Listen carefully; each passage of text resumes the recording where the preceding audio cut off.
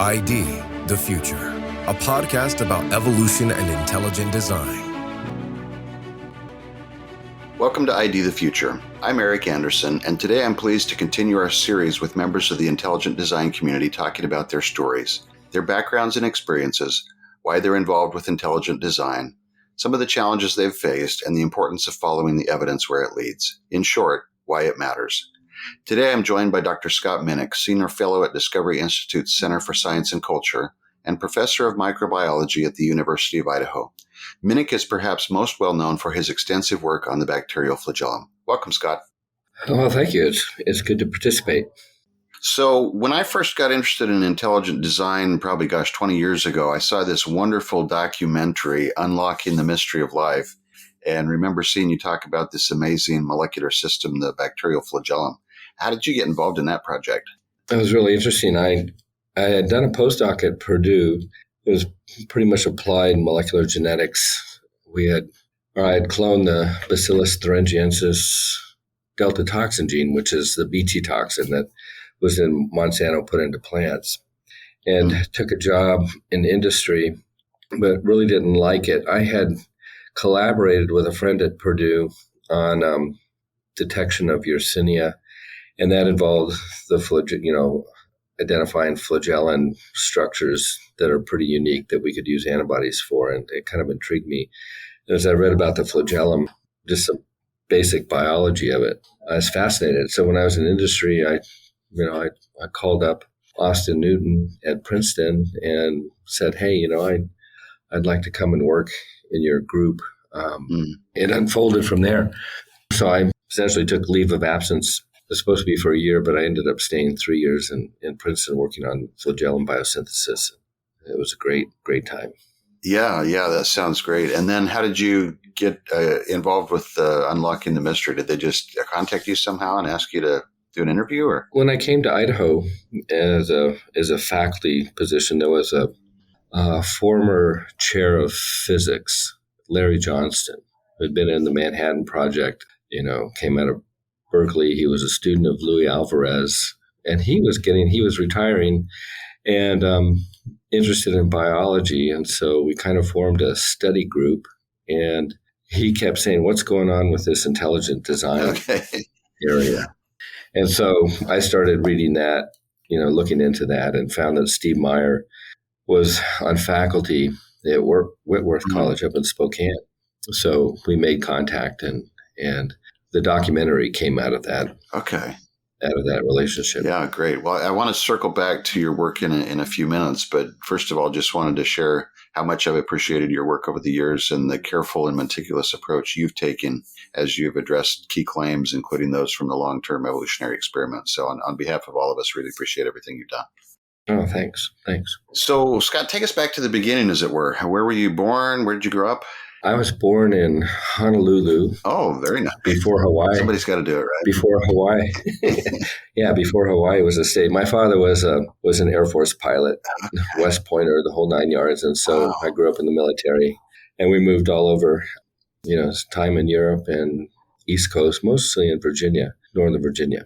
Okay, so this is post-World War II. You're in Honolulu, or your folks are there? And yeah, both my brother and I were born in Honolulu. I was born in 1952 and stayed 6 months before he was transferred to the D.C. area. Okay. All right. And is your brother older or younger? Or? He's 18 months older. Okay. And just the two of you, right? I have a younger sister. Oh, okay.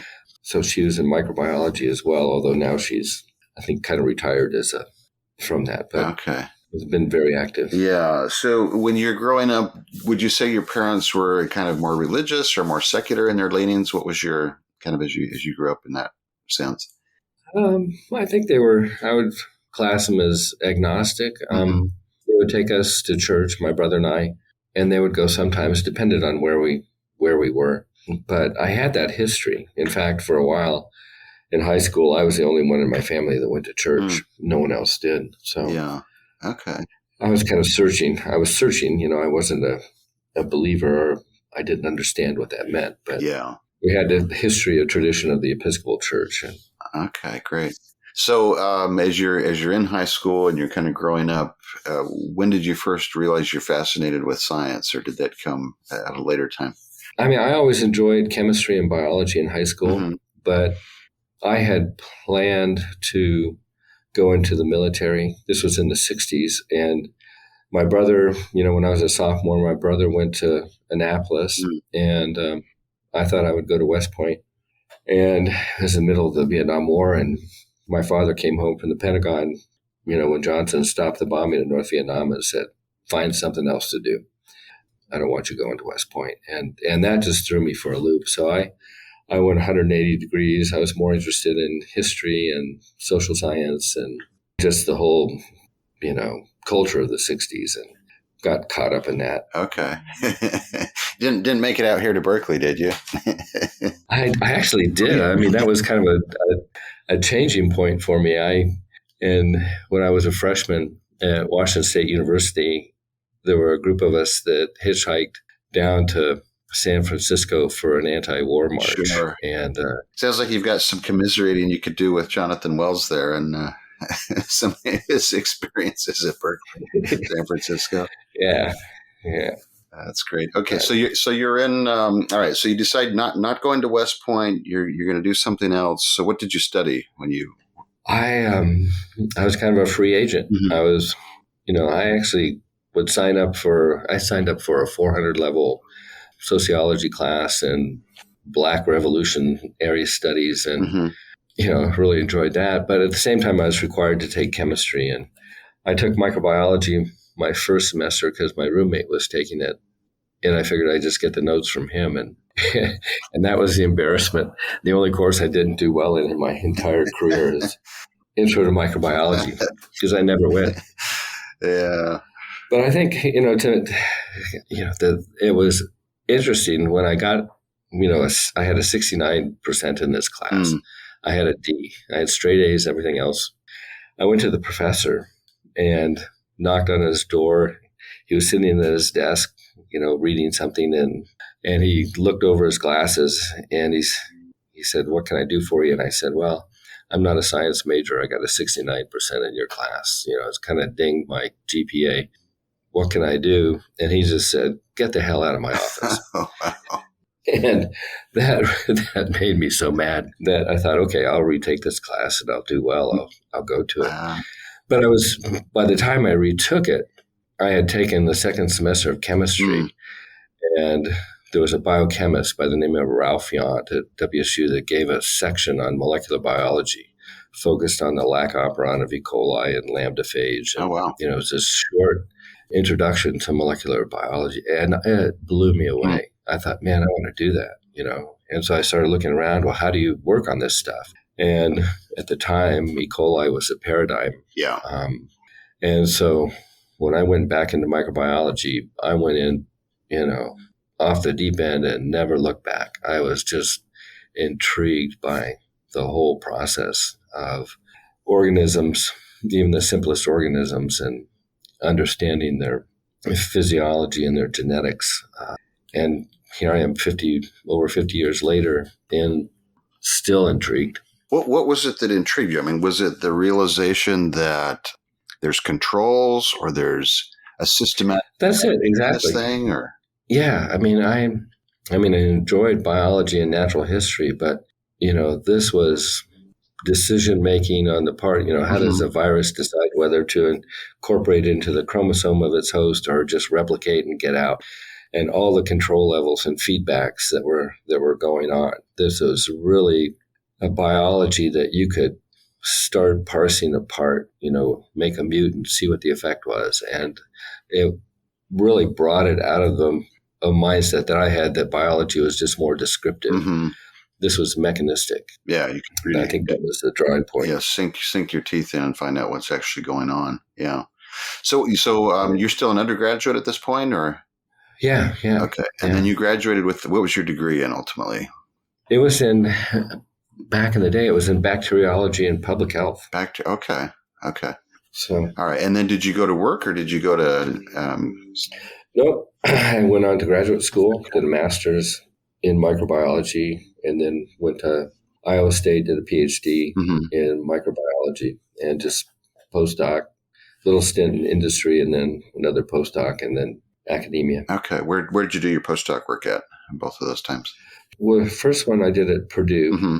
and that was a great experience. It was a shift from more applied microbiology than I had been doing to molecular genetics. I was working in Art Aronson's lab. I think he was one of the few postdocs that Francis Crick had. Okay. But he just gave us free reign and great mentor. I really enjoyed it. And you're studying bacteriology at that? We were cloning the Bt toxin gene. That's the one that has been put in plants to control Lepidopteran larvae from feeding on the roots. Oh, this is back so it was the first application with this. Right. Yeah, it was really one of the first applications of recombinant DNA technology to, an applied area in agriculture. Mm-hmm, mm-hmm. Okay, and this is also the time frame when you started hearing about intelligent design, and it's a little bit before that. I was reading some of the literature. I wasn't too intrigued by the, Creation Institute mm-hmm. work, although I followed it. But I thought, as a young Christian, that really from the template of Romans, nature should speak for itself. We don't have to bring in the religious component. And I just wanted to hear the science aspect of it. Yeah. And that's what was intriguing about intelligent design, which does not owe allegiance to any scripture or position of faith. It's just asking the question, can the natural processes of physics and chemistry produce life? The question of origins and the diversity that we've seen as a result. Right. Okay. And then where was your second postdoc at? That was at Princeton. Okay. So that's when I switched to flagellum biosynthesis and, again, kind of molecular genetics, microbial molecular genetics. Mm-hmm. Mm-hmm. Okay. So you're at Princeton, then you come out to University of Idaho. Is that where you came next? I did a year at Tulane as a faculty member. I had grown up a lot in the South, but my wife hadn't, and she just didn't care for New Orleans. It was a pretty rough city back then, and so I think I owed it to her. If she wasn't happy, then she'd followed me all over. She wanted to get back to the Northwest, so okay. There was a position open. I snow applied. And the sleet and the enjoyable weather, right? Instead of New Orleans, right? Okay, awesome. So we kind of skipped that part. Where did you meet your wife at, and how did you guys? We actually met in high school in Northern Virginia. Oh wow! Okay. So I think we were 14. She grew up in the military too, and so that's. And were you kind of interested at that point, or did you come back together later? Yeah. We were interested. I would save up money, and her father was transferred out to Colorado at Fort Carson, and I'd save up money and go out and skiing, and then she was transferred to Germany, and my father was transferred to Germany again. So we just kind of danced around the continents. Yeah. Okay. So you actually saw her in Germany when you were there? Yeah. Oh, okay. Yeah. Wow. Yeah. Wow. Okay. Well, it sounds like it was meant to be. Somebody trying to bring you together over and over here. So do you guys have any children? Or? We do. We have 4. We got married in 73. Our first child was born in 77. Mm-hmm. And so they're scattered all over. One in Dallas, one in a daughter in CDC in Atlanta. I have a son in Seattle, and our youngest daughter's in Mexico City. Yeah, okay. So you move out to Moscow, you get acquainted with Steve Meyer, and did you guys actually meet or just talk over the phone? Or we met. I actually invited him down to give a seminar. Oh, okay. And, that was a big mistake because he really ruffled a few feathers, and I think there are still people on campus that won't look at me when, opening that door on our campus. Yeah. Well, Steve's such an abrasive guy, right? So, of course, it's hard to find a nicer person. But yeah, so you got some flack from your colleagues there at campus for even having him come and speak, right? Yeah. Oh, yeah. Okay. So, but you decided. Sorry, go ahead. I was going to say, in my department in microbiology, molecular biology, and biochemistry, There were some people that were upset about it, kind of intrigued, but biological sciences, which is more evolution oriented, Mm-hmm. they were pretty upset. Yeah. Yeah. So, okay. So when did you have, if I can ask it this way, maybe sort of a defining moment when you said, you know what, I need to spend some time on this. I need to be involved with intelligent design. I'm willing to speak out, so to speak, put my head above the parapet. Yeah, that's a good question. Our oldest daughter was taking a 100 level kind of seminar biology course here at the University of Idaho.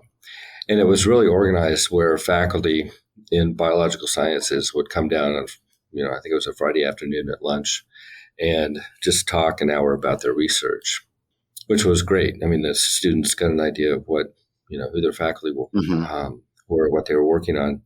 But one young faculty, really used his lectern kind of as a pulpit. It was pretty disparaging and pushing his worldview, on the students. And, my daughter told me about this, and, I was pretty surprised. So I actually went and talked to this faculty member. I knew him, and I said, I think you're kind of out of bounds. Mm-hmm. And, using nature as a template in terms of how we should behave.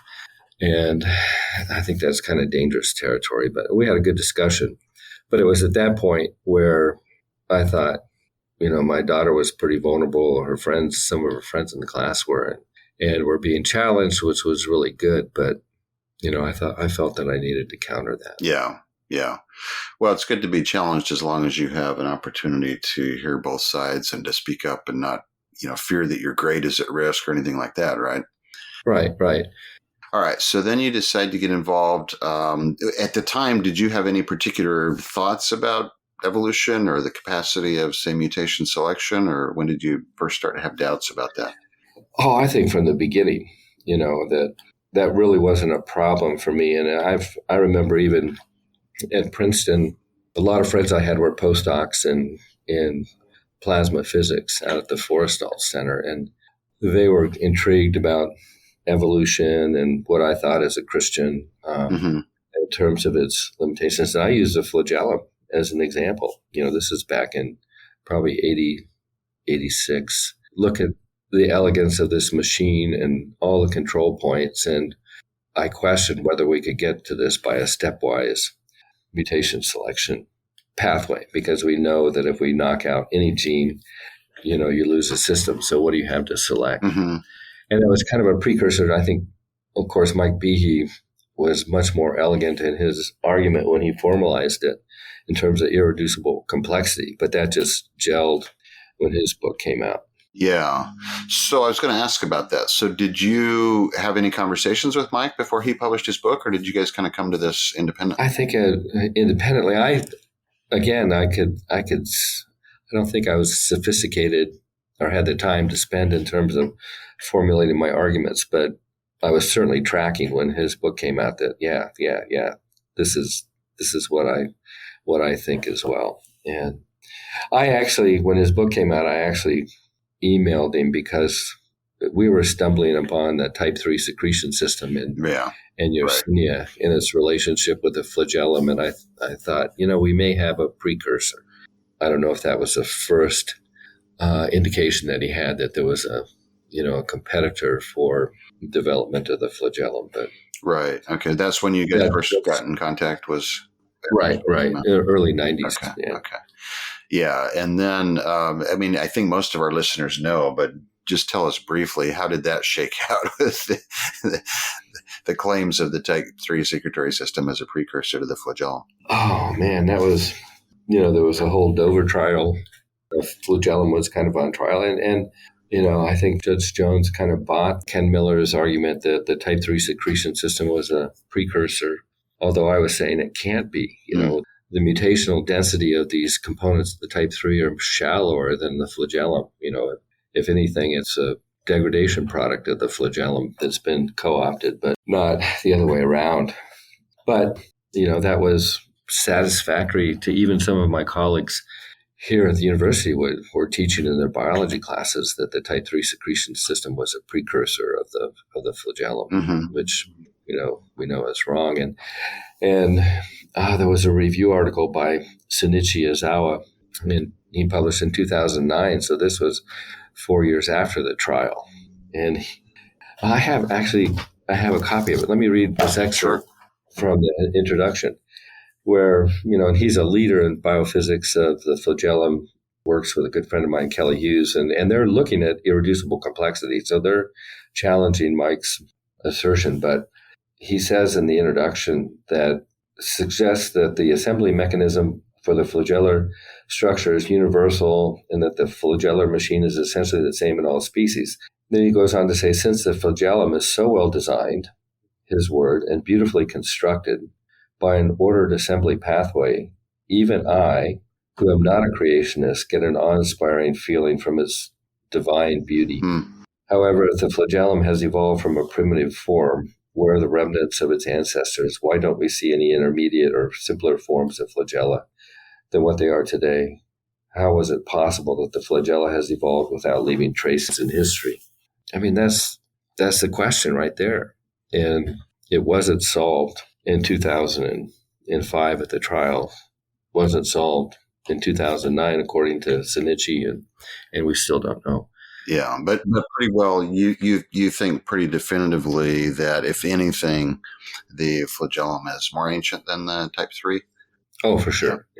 Yeah. The type 3 secretion systems you find in a narrow group of gram-negative bacteria, and the flagella is across all the bacterial phylum. Yeah. So it's well conserved. So the question that Mike raised in his book in 96, and the question that you were talking about with your colleagues 10 years earlier in 86, still very much on the table. Right. Yeah. Right. Yeah. Okay. So when you got involved with intelligent design and started to spend some time and some energy and effort on this, were your family supportive? Were they kind of skeptical, or where were they at in both your family that you grew up with as well as your wife and kids? It was mixed. Mm-hmm. I think my mother and sister thought I was taking too much risk. My wife was worried to a degree because she was hearing what had happened to other faculty members across the nation. Right. But I don't know. I think it seemed it just seemed right. I can tell you one incident. Sure. And this kind of solidified it for me. So in the mid 90s, the biology department here at Idaho invited Robert Minnich out to give a talk. He had just published a new book titled The Tower of Babel, The New Creationists. And so it was kind of an attack against intelligent design. And, he gave a seminar, and he had my picture up in his PowerPoint, essentially alerting faculty that, there's a problem at the University of Idaho. And he finished his seminar, and I raised my hand to ask a question. And boy, he just, he's went right on the offensive and said, "Oh, you're here. I didn't think you would come. Why don't you tell us how you take the position you do that's counter to the very foundation of your discipline?" I mean, here's 300 people in the audience. And I said, well, that's a good question.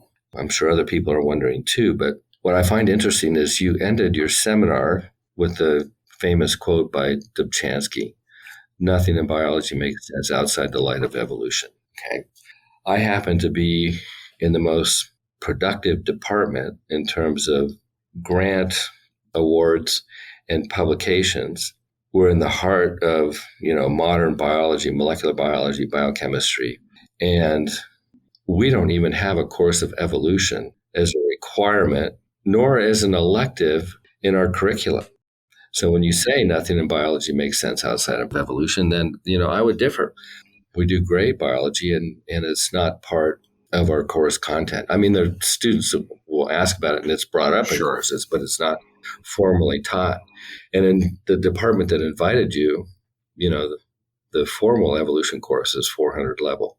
So there's a disconnect there. And I have canvassed all the faculty in my department, and none of us ever took a course in evolution during our training. And we come out of the best universities, Wisconsin, Berkeley, Harvard, MIT. And I'm the only person with one other in the department that's ever read Darwin.